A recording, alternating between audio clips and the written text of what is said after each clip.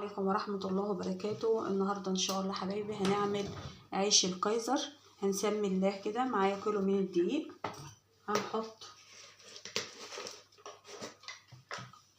هنجيب كده مية دافية. هنحط معلقتين من السكر، وهنحط خميرة، كيس من الخميرة، واحط يجي معلقتين لبن بودرة، وهنحط البيضة،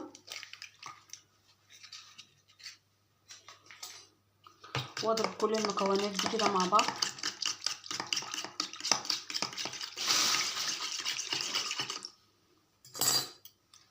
بالمضرب كده نضربهم كده مع بعض. والميه دي كده دافيه. انت عايزه تستخدمي لبن